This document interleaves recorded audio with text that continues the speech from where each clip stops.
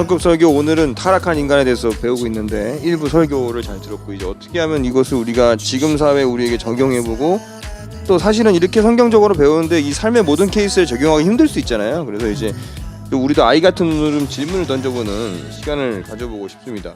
목사님이 혹시 저희한테 이 설교를 통해서 적용점이 청년들이 이렇게 좀 적용해왔으면 좋겠다고 먼저 제시해 주실 수 있는 게 있나요? 뭐 아까 설교 말미에 좀 짧게 다 말씀드린 것 같고요. 뭐 이러죠. 저는 습관적으로요. 제 자신한테 던지는 질문이 있어요. 그러니까 핸드폰을 어디다 두고 와가지고 아주 공경에 처한 적이 있었고 지갑을 집에다가 둔 채로 외출하는 바람에 하루 웬종일 힘들었던 적이 있었어요. 열쇠를 안 가지고 나와서 차키를 안 가지고 나와서 되게 어려웠던 적도 있고 그래서 본능적으로 챙겨요. 집 밖을 나갈 때는 핸드폰 챙겼나? 뭐 지갑 챙겼나? 차키 챙겼나? 본능적으로 챙기거든요. 그 질문을 스스로에게 해요. 핸드폰 챙겼니? 차키 챙겼니? 그리고 뭐 지갑 챙겼니? 근데 우리가 거기다 질문을 하나 더 추가해야 돼요. 예, 네가 어디 있니? 그 질문을 그러니까 나의 이 경제적인 상태, 나의 그 핸드폰과 관련된 것에 대해서 늘 내 자신에게 질문을 던지면서 나와 하나님과의 관계의 상태에 대한 질문은 좀처럼 던지지 않는 것 같아요. 최소한 아무리 못해도 일요일 날 교회 가서는 내가 하나님과의 관계에 있어서 하나님께서 나에게 던지시는 질문 내가 어디 있느냐 내가 뭐라고 대답할 수 있는지 점검해 봐야 될 것 같고 저는 일주일 너무 길고 하루에 한 번 매일 아침에는 아니면 잠들기 전에는 내가 하나님이 나에게 내가 어디 있느냐 질문할 때 내가 뭐라고 대답할까 꼭 생각을 해봐야 될 거라고 생각을 해요. 이 부분에 있어서는 저도 진짜 할 이야기가 많은데 왜냐면 제가 어디 가서 이제 저는 Yes I'm Here라는 노래를 만들었잖아요.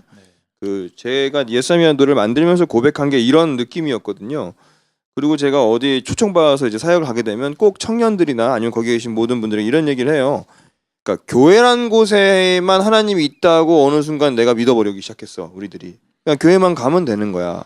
근데 실제로는 교회에 왔지만 내 마음 상태는 하나님에 가까이 안 있는 경우가 굉장히 많단 말이에요. 네. 성경책을 들고는 있지만 네가 어디 계세요 물어봤을 때 하나님하고 속된 말로 쌩까고 있는 경우 굉장히 많은데 그냥 교회만 가면 만사 해결. 그러니까 뭐 일주일 좀 길다 느끼면 수요 예배 가면 해결. 뭐 이렇게 우리가 공간으로 너무 미신적으로 설정해 놓고 근원적으로는 하나님 제가 여기 있어요라는 기도도 안 하고 또 가끔 들려오는 음성에도 내가 어디 있지라고 궁금해하지도 않은 거지. 그러니까 이 공간이 아니라 영적 상태에 나가 어느 위치에 있는가를 좀 고민해봐야 되는데 그걸 저도 안 하고 있었고 안 하고 있다가 제가 한번 팍 돼가지고 저도 이제 예사미라는 노래를 만든 거고 많은 분들이 신앙생활 속에서 그런 것들 좀 바쁘다 보니까 잊어버리는 건지 아니면 뭐 인간의 원래 죄성인지 좀 간과하고 산다는 안타까움이 좀 저는 많이 있습니다. 저도 그 노래 덕분에 그 상태를 점검하게 된 계기가 된 것 같아서. 그러니까 하나님을 공간에 가두는 그리스도인들이 많아요. 네, 많아요. 제가 한번 응급처치 시즌 1 때도 언급을 했는데 하나님을 동물원의 사자처럼 생각하는 사람들이 많아요. 사자, 맹수, 그 사자가 만약에 이 동네에 그냥 거닌다고 생각을 해봐요. 그러면 얼마나 무서워요. 예, 두렵잖아요. 그러니까 그 사자를 동물원에다 이렇게 가두잖아요. 그리고 이제 가끔씩 가가지고 사자를 보면서 와 훌륭해, 저 갈기 봐, 와 저 이빨 봐, 놀라워, 와 멋있어라고 얘기하면서 우리는 사자 없는 공간을 자유롭게 살아가잖아요. 그거 비슷하게 하나님이 우리와 늘 함께 하시고 나의 일상 다 보고 계시고 그리고 나와 동행하신다는 것이 되게 불편한 거지. 그러니까 하나님을 그 교회당이라는 곳에 딱 가두어요. 그래서 그 바깥은 세이프, 안전해. 그러다가 일주일에 한 번씩만 가가지고 와 하나님 위대하셔, 하나님 영광 받으소서 하면서 딱 교회 떠나는 순간 와 여기 하나님 없는 세상을 안 편안하게 살아가는 그런 그리스도인들이 많은 것 같아요. 그 질문 자체를 안 하는 거지. 그러니까 저는 사실 오늘 그 이번 화에서 목사님 설교해준 설교에서 첫 번째 수치 있잖아요. 벌거벗은 인간 이 부분 자체가 사실은 스스로 수치롭게 여기지 않는 사람이 많아요.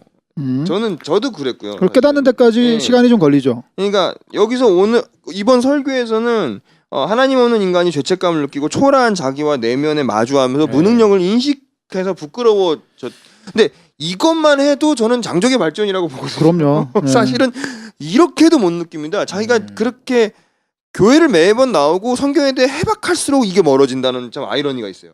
자기 합리화를 잘하죠. 성경을 많이 받고 또 대형교회 몇 번 경험했고 또 한번 상처를 받고 또 회복된 적이 있고 막 이러다 보니까 난 좀 신앙생활을 잘한다는 어떤 자만에 굉장히 많이 빠져서 사실은 자기가 지금 초라한 내면이고 인간과의 관계, 뭐 이웃과의 타락은 다음 주에 얘기하겠지만 인간과의 관계에서 굉장히 멀어져 있음에도 본인을 인지하지 못한 게 굉장히 제가 이랬어요. 제가 이랬고 저도 지나고 보니 지금도 제가 이런 모습일 수 있겠지만 지나고 보니 또 저게 안 부끄럽나 싶을 정도로 피해 의식이라고 할 수 있는데 그런 것만 갖는 거지 내가 잘못했다고 생각을 하지 아니하고 네. 피해 의식, 내가 함정에 빠졌어. 네가 나한테 다 잘못한 거잖아. 라는 식으로만 사는 인간들, 뭐 세상 탓하는 것도 마찬가지고요. 굉장히 많이 있습니다. 그래서 요 단계, 쟤는 물어보신 거예요. 요 단계까지 못 간 인간에게는 어떻게 해야 됩니까? 하나님이 그를 사랑하신다면 그 단계로 밀어 넣으시죠. 예를 들어서 큰 거 다치겠네. 인간의 사랑하는 연인에게 심각한 배신을 당한다든가, 제가 그랬어요. 아니면은 뭐 부모님이 심각한 질병에 걸리신다든가, 저주하는 얘기는 아닙니다. 여러분 오해하지 마시고요. 본인이나 하나님이 사랑하시는 자라면 반드시 그걸 생각할 수 있는 상황으로 하나님께서 몰아 넣으세요. 스스로 깨닫게 만드시죠. 결론은 작은 시련에서 죄의 민감도 센서가 아주 민감해서 깨달아야 되는 건데 그 작은 것들에서 에이 이러고 넘어가면 크게 될 수 있다는 굉장히 무서운 말씀을 일찍 깨달을수록 그러니까 계속 던져봐야 되는 거지. 내가 어디 있지? 난 지금 뭐 하고 있지? 라는 것들을. 그러니까 기도 시간에 하나님 저 뭐 필요해요? 뭐 주세요? 그 얘기 좀 그만하고 하나님 제가 어디 있습니까? 제가 지금 제 상태가 제가 제 상태가 이렇습니다. 하나님 저 어쩌죠? 하나님 저 벗었습니다. 하나님 저 좀 입혀주세요. 하나님 저 두려워하고 있습니다. 저를 좀 찾아와 주세요. 하나님 제가 지금 하나님 무서워서 숨어 있습니다. 뭐 저에게 음성을 들려주세요라고 뭐 그게 바로 자기의 기도가 되어야 되죠. 그리고 그 상태에서 저 어떤 상태입니다. 해서 저는 제 개인적인 소견은 저는 지금 제가 아는 그 사람과 어떤 인간관계 상태에 있어요까지 점검해야 되는 것 같아요. 더불어 사는 세상이니까. 네네. 왜냐면 죄는 현대 사회, 그러니까 요즘 사회에서 우리가 사는 세상에서 죄는 사실 하나님하고 1대1로 짓는 거 있지만 사람 사이의 죄가 더 많이 네, 일어나잖아요. 그거는 이제 다음 주에 더 자세하게 살펴볼 건데 뭐 힌트가 있는 게 이런 하나님과의 관계의 얼그러짐이 필연적으로 다른 인간과의 관계에서 강자가 약자를 억압하고 그리고 상대를 속이고 빼앗고 하는 일로 필연적으로 나타나고 그리고 그것은 더 넘어서 사회적으로 나타날 수밖에 없어요. 그래서 이 세상이 죄악 세상인 항상 거고. 가해자와 피해자가 있는 존재하기 때문에 이 세상이 지금 거의 모든 죄들은 그것도 그 사람과 내가 가해를 했다면 그 피해자가 어떤 상태에 있는가, 내가 피해자라고 굳이 느낀다면 또 가해자는 어떤 상태에 있는가, 아니면 그게 아닌 상태에서 비등비등한 상태라면 어떤 갈등 관계를 갖고 있는가도 하나님께 좀 여쭤보고 돌이켜 보아야 되는 게 오늘 본문대로라면 굉장히 성숙한 이거죠. 수치와 이거죠. 그래서 우리 헥스터가 네. 아이에카 해가지고 캘리그라피를 딱 써서 올려. 히브리어로요? 네, 히브리어로 내가 알려줄 테니까. 네네. 아니면은 히브리어 쓰고 한글로. 네. 그래서 그거를 딱 출력해가지고 네. 밖에 우리 응급처치 들으시는 분들은 본인 책상에다가 앞에다 딱 붙여 아이에카. 좀 부담스럽긴 하네요. 예. 마치 그 십자가인 티셔츠 입기 좀 부담스럽잖아. 네. 그런 느낌. 아니 자기 집 앞에 붙여놓는데 그런 뭐. 느낌이죠. Yes I'm here 이렇게 네. 쓰면 되죠. 엑스터는 질문 없습니까? 저는 오늘 질문 준비 되게 많이 온다고 하지 않았어요? 듣다 보니까 이렇게 들으면서 답이 또 나오니까요. 음. 제가 좀 오해했던 게 그 동산에 거니시는 여호와라고 했을 때 처음에 제가 아까 순찰이라 그랬어요. 네. 근데 바로 또 산책이라고 말씀해 주셔서 네. 하나님을 되게 무서운 경찰에 되게 네. 비유를 해서 제가 생각을 했었던 것 같아요. 그렇죠. 민간인 사찰 느낌으로 약간 예. 보시는 느낌. 근데 하나님은 정말 부모님처럼 동행하기를 원하시는 거였는데 예. 네, 제가 오해를 해서 지레 겁먹고 있었던 게 아닌가? 그렇죠. 하나님은 사랑이시라. 하나님은 사랑이세요. 하나님은 이 세상에 모든 사람이 다 구원받기를 원하세요. 예. 그런데 인간이 끝까지 버티고 하면 사랑의 하나님이 또 동시에 정의의 하나님이시니까 거기에 대한 적절한 이제 결과를 주시는 거죠. 우리는 지옥의 공포가 우리 신앙생활을 이끌어가는 동력이 돼서는 안 돼요. 천국을 향한 소망과 희망이 우리의 신앙생활을 끌어가는 희망이 되어야죠. 제가 대학 교수할 때 어떤 일이 있었냐면은 제가 거기 안에 있는 어느 클래스 학생들이 정말 공부를 열심히 해요. 정말 공부를 열심히 했어요. 그리고 레포트 내고 시험 보면은 너무 좋은 결과를 주는 거예요. 그래서 너무 마음에 들어서 다 좋은 성적을 주려고 하는데 그 중에 한 친구가 수업에 안 와요. 예. 그래서 제가 전화를 했어요. 왜 안 오니? 그랬더니 뭐 바쁜 일이 있었어요. 하고 되게 무성의하게 반응을 해. 그 다음에 시험도 안 봐요. 너 왜 시험 안 봤니? 그랬더니 뭐 됐어요. 그러더니 중간고사도 안 보고 나중에 기말고사쯤 가가지고 기말고사도 안 봐서 야, 너 왜 그러니? 너 성적 잘 주고 싶어. 이렇게 하면 안 돼. 라고 얘기했더니 나중에는 짜증을 내면서 교수님 그만 좀 하세요. 저 이번 학기 포기했어요. 다음 학기 재수강 할 거예요. 짜증나. 그래요. 그러면 모든 학생에게 점수를 잘 주고 싶은 정의롭고 의로운 이 교수님은 그 학생에게 무슨 학점을 줘야 돼요? A 줘야 됩니다. F 학점 줘야죠. 그 사람이 원하잖아요. 네네. 이번 학기 포기했다고. 저는 그런 학생한테 B+ 정도 줘가지고 지가 못난 걸 평생 모르고 살게끔 덮어주겠습니다. 딴 데 가서 더 크게 다치라고. 예. 전 칭찬합니다. 그래. 그래서 나가서 언젠가 나보다 더 못된 놈한테 당할 거거든 분명히. 하나님의 징계와 처벌은 하나님께서 그 출애굽 백성들에게 진작부터 결국 그것은 나의 복을 의도적으로 회피한 너희들이 받을 수밖에 없는 불가피한 최종의 결과인 것이지, 하나님이 누구를 죽이시고 누구를 잡아내고 누구를 벌하려고 혈안이 되신 분이 아니세요. 예, 그거는 다 본인의 하나님 회피, 본인의 하나님 거부의 최종적인 불가피한 결과인 거지, 그거를 우리 신앙의 교리에 일로 놓을 수는 없어요. 갑자기 드는 생각인데 그 학생의 심정을 뭐 동의할 수는 없지만 이해는 가는 게, 갑자기 짜증날 때 있잖아. 그냥 대학생 하다 보면 뭐가 이렇게 여자친구랑 헤어졌을 수도 있고 뭐 무슨 일, 집안이 어려워졌을 수도 있고 무슨 일이 있을 거야. 근데 인간이라는 게 나이를 먹으면 더 소심해지는 것 같은데, 저도 나이가 좀 있지만 감정이 앞서면 내가 믿어오던 그 신앙이나 수련했던 게 다 와장창 무너지는 경우가 생기더라고. 사실. 네. 그거를 안 무너지려고 더 견고하게 계속 매일매일, 그러니까 우리가 매일매일 이걸 물어봐야 되는 거야. 매일매일 안 물어보고 그냥 어딜 가면 예배를 드리는 거고 교회 옷만 옮기면 해결될 거라고 생각을 하고 그렇잖아. 네네. 부유하면서 그렇게 살다 보니까, 그러다가 그냥 그렇게 평온히 유지가 되는 게 아니라 그러다가 감정적으로 뭔가 폭발하는 때, 뭔가 저 자식이 나한테 해코지한 거다, 이런 느낌이 있을 때, 아니면 뭐가 헤어졌을 때, 이럴 때 와장창 더 무너져 버려서 그냥 감정적으로 그냥 주든가요, 아예 다 포기해 버리는 거지. 그게 아닌데도 불구하고. 근데 그게 일반 사람들은 그렇다고 쳐도 예수를 믿었다는 사람들이 그러기에, 하나님을 믿는 사람들이 그러기에는 조금 좀 거시기 하지.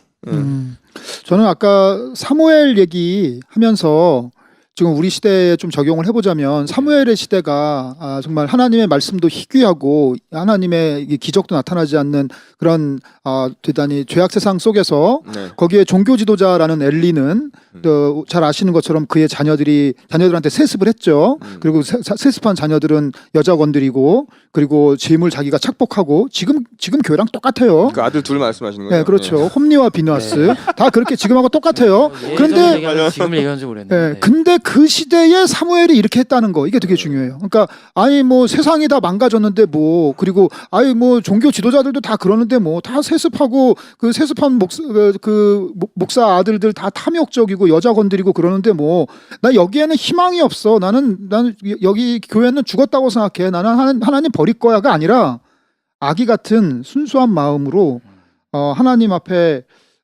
구별되고 순수함과 동행함을 유지했다는 거, 이게 좀 중요한 것 같아요. 저는 그 부분에서 물어보고 싶은 거예요. 사무엘상 3장 7절에 사무엘이 아직 여호와를 알지 못하고 여호와의 말씀도 아직 나타나지 아니한 때라고 한 거에서, 오히려 목사님은 이렇게 순수했기 때문에, 어린아이 같음을 잊지 않았기 때문에 네. 하나님의 쓰임 받을 수 있었다라고 하는데, 네. 그러면은 여호와를 알지, 그냥 무식한 질문 드릴게요. 네. 여호와를 알지 못하는 게 더 좋은 건가요? 그러니까 제 생각에는요. 어떻게 해석해야 돼요? 이거예요. 예. 지금 대부분의 그리스도인들은 여호와를 알지 못합니다. 그렇- 스스로 안다고 착각을 하죠. 예, 나 기독교 종교에 좀 발을 디뎌 봐서 내가 하나님을 좀 안다고 생각하는데, 아까 황준이가 얘기한 것처럼 하나님을 무슨 경찰로 생각하고 형사로 생각하는, 그건 여호와를 제대로 알지 못하는 거예요. 그래서 일단 제일 먼저 선 전제가, 내 신앙을 회복시키려면 선 전제가 나 하나님 모른다, 백지부터 시작해야 돼요. 그래서 오히려 저도 보면은 저는 그 교회 한 번도 안 다녀봤어요라는 사람이 더 하나님께 신실한 그리스도인이 되기가 더 좋아요. 오히려 저 하나님 좀 알아요, 저는 모태 신앙이에요, 제가 교회 많이 다녀봤어요라는 사람은 자기의 고집을 끝까지 꺾지 않고 오히려 더 올바른 하나님이 기대하시는 상황으로 전향하는데 시간이 오래 걸리고 그리고 어려워요. 그게 진짜 제가 아까 전에 일부에서도 운동 얘기했었는데 운동도 마찬가지예요. 저도 이제 무에타이 15년 됐잖아요. 그래서 애들 가르쳐 보면은 운동 다른 거 하는 거 있어요? 합기도 2단이에요. 저 합기도 무시하는 게 아닙니다. 뭐 유도 1단이에요. 주짓수 조금 했어요. 이런 사람들이 가르치기 더 힘들어요. 그러니까 자만한. 이게 아니 자기 곤조가 있고 네. 자기 쿠세가 있어. 이게 비속어긴 한데 글쎄요. 네. 자기 게 있어가지고 차라리 아예 운동신경 제로 내가 우리 애가 운동신경 없어서요 하는 애들이 빨리빨리 빨아들여. 그러면 발차기 차량 그대로 차. 근데 어디서 뭐 하다 온 사람은 그 스타일이 타성해져였다 그러나? 묻어 있어가지고 내가 가르쳐주면은 저 무에타이 스타일이 아니신데 이렇게 하셔야 된다니까 예 하면서 자기 스텝 밟고 네. 괴상하게 해서 결국에는 시합 나가거나 스파링 나가면 좋은 성적 못 거둬요. 이건 운동 가르치면 정확히 이거는 비유가 맞아. 이거는. 근데 그러려면 목사님 우리가 이미 이렇게 좀 이렇게 교만하잖아요. 그러면 다시 아이처럼 되려면 어떻게 돼? 와장창 무너져야 돼. 어떻게 되나요? 일단은 자기가 지금까지 믿어오던 거에 대해서 이게 다 틀릴 수 있다. 다 거짓일 수 있다는 전제를 가지고 접근하는 게 중요해요. 그러니까 우리가 보통 지금까지 하나님 믿는 패턴은 소위 그 사형리 패턴이거든요. 네. 예. 네. 근데 그 패턴이 기독교의 진리를 이야기하는 유일한 패턴이 아니라는 것에 대해서 시인하셔야 돼요. 그러니까 그거는 여러 가지 방식 중에 하나에 불과하고요. 우리가 지금 기독교인은 이래야 돼 저래야 돼라는 그런 머릿속의 고정관념들도 200년 전에 선교사들이 전해준 거기서 그리 변하지 않았어요. 예, 그리고 세계 기독교의 역사를 보면은 정말 다양한 기독교 신앙의 양태와 그리고 신학이 존재하는데 딱 지금 내가 믿는 그 한국의 근본주의 그리고 반공주의에 근거한 요 신앙 형태만 온전하고 나머지는 다 틀렸다는 식으로 생각하면 안 돼요. 그래서 그거를 들어서, 일단 자기 자신을 박살을 내야 돼요. 그러니까 말씀을 들어서 명쾌하게 정리해 주셨어요. 다른 어떤 수집보다도 내가 지금까지 내가 믿어오던 것들이 다 틀릴 수도 있다라는 거죠. 네. 왜냐면 우리가 하나님을 믿고보다 하나님으로 인해 나타난 현상들을 보통 믿거든. 우리들은 그렇게 살아요. 하나님으로 인해 벌어진 현상과 그 현상으로 혜택을 받은 사람들의 인생을 믿는 경우가 굉장히 많아. 그래서 간증이라는 것이 항상 쓰임 받고 나쁘다고 볼 수는 없지만 근데 그런 것이 혹여 틀릴 수도 있다라는 생각을 해야 사무엘상 3장 7절로 순수하게 돌아가고 쓰임 받을 수 있다는 거예요. 굉장히 중요한 말씀이야 이거. 근데 그거의 가장 힐링 포인트야, 이거는. 작업은 성경을 다시 한번 읽는 건데 그렇지.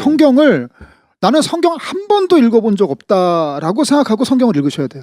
예, 실제로 우리가 많은 기독교인들이 알고 있는 성경 지식은요 본인이 성경을 눈으로 읽어서 얻은 지식이 아니라 아니죠. 주일학교 때 선생님이 네. 성경 동화해 주신 것과 목사님들이 설교하시면서 조금씩 인용해 주시는 걸로 내 머리 차 있는데 그림책에 나온 그림으로 이해하고 그렇죠. 막 이랬잖아요. 그래서 제가 제안해 드리고 싶은 건 개역 성경이 아니라 다른 버전의 성경으로 한번 성경을 읽어보시면 뭔가 성경에 이런 게 있어? 왜 이런 게 있어? 저는 메시지 성경이 훅훅 들어와요. 저는 메시지 성경 선대인의 번역이 굉장히 많이 예, 메시지 성경도 좋고 현대인의 번역도 굉장히 좋고 도움이 많이 됐어요. 새 번역, 네. 공동 번역 그러면 가톨릭 성경도 있어요. 가톨릭 성경도 한번 읽어보시고 영어 편하신 분은 NIV나 뭐 이런 거 읽어보시고 킹 제임스. 그런 거 읽어보시면 이 성경에 이런 게 나와? 킹 제임스 하면서 고어가 많아가지고 훅훅 들어옵니다. 저는 메시지 성경 읽었을 때 좀 문화 충격이라고 해야 될까? 좀 제가 요즘 묵상하는 게 팔복인데요. 네. 메시지 성경을 오랜만에 펴서 거기서는 팔복을 어떻게 설명하나 보니까 너무 다른 언어로 쓰여져 그럼요. 있어요. 예. 단순하게 심령이 가난한 자가 아니라 다시 그러면 애통하는 자가 아니라 애도하는 자에게는 복이 있을 것이다. 저는 네. 애통이라는 단어는 정말 그냥 슬퍼한다고 단순하게만 생각했지 네. 남을 위해서 애도한다, 죽음을 위해서 애도한다 그렇게까지 해석할 줄 그러죠. 몰랐거든요. 또 하나 말씀드리면요. 그렇게 아이삭이 얘기한 여호와를 알지 못하는 것처럼 내 자신을 한번 재고하는 것 그 방식에서 기독교계의 유명한 주류 출판사의 책을 읽지 마세요. 딱 알죠? 규땡이라든지 규땡이나 생명의 말땡이라든가 말땡사 두땡땡이라든지 두란땡이라든지 두땡땡이라든가 그러니까 기독교 베스트셀러 랭킹 1위부터 10위에 있는 건 읽지 마세요. 그렇게 보시면 돼요. 이 의견은 남우성 목사님 제 의견이에요. 제 의견이에요. 응급처치 공식 의견과는 상관이 턱 까놓고 얘기해서 이 세상에 책 만드는 사람이 사람들한테 건강한 신앙을 전해주기 위해서 책을 만든다고 생각하세요? 그거는 2순위예요. 1순위는 뭐예요? 돈을 벌기 위해서예요. 네. 그래서 자기네들이 만드는 책 1쇄를 일단 팔아치우기 위해서 큰 교회 목사님 설교, 유명한 사람들의 설교만 계속 퍼나르는데 그거 대단히 위험합니다. 성경의 신앙이 계속 거기에 치우치고 그리고 이런 한번 자기 자신을 해체하는 그 걸음으로 나아가는데 그리 도움이 되지 않습니다. 좀 참고하셔서 뭐 지금 종합적으로 우리가 결론으로 한 문장 정리하지 않아도 여기까지 적용평 들으셨으면 분별하셔서 다시 고민해 보실 거라고 생각해요. 황중이 마지막 뭐 질문이나 소감이 있으면 하고 가야 되잖아 지금. 네. 예. 저는 이제 좀 결론을 짓자면 제 나름대로 결론을 접어자면 그러니까 오늘 주제가 타락이잖아요. 타락에 대해서 저는 죄를 짓는 것 자체만 놓고 봤는데 그것도 포함되지만 회개하지 않는 것. 네. 그러니까 하나님과의 관계가 회복되지 않는 게 거기까지가 타락이다라고 결론을 줬고요. 제 스스로도 언제 매일매일 이렇게 상태를 점검하는 좀 시간을 가져야겠다라는 생각을 가졌습니다. 그래요. 죄라는 행위는 그건 결과고 그 원인은 네. 내 안에 내면적인 하나님과의 관계성 상에서 뭔가 하자가 있고 문제가 있으니까 죄라는 결과가 나오는 거잖아요. 행동이 뭐 그 이상한 나쁜 말이 나오고 나쁜 행동을 하고 나쁜 생각을 하고 그렇기 때문에 늘 내 자신을 죽이고 그리고 내 자신을 상대화하고 하나님을 절대화하는 방식으로 사고하는 게 좀 도움이 되지 않을까. 여기서 보면 하나님은 우리가 죄인일 걸 이미 알고 계셨던 것 같아요. 그래서 회개하길 바라고 언제든 다시 돌아오길 바랐는데 그 공포와 회피로 인해서 계속 우리는 돌아오지 못했던 거예요. 그렇죠. 그러니까 하나님이 인간을 버린 게 아니라 인간이 하나님을 버린 거예요. 네. 이걸 많은 사람들이 착각을 해요. 그건 다음 설교 때 또 연결될 것 같습니다. 네, 다음 이웃과의 생각에 관계죠. 이제 이제 2편 이어집니다. 네, 가인과 아벨 가인에게 이야기. 물어본다. 기대해 주시고요. 일단 여기까지 해서 네. 5성급 설교 적용편까지 마쳐보도록 하겠습니다. 다음 주에도 많은 시청 부탁드립니다. 안녕히 계세요. 안녕히 계세요.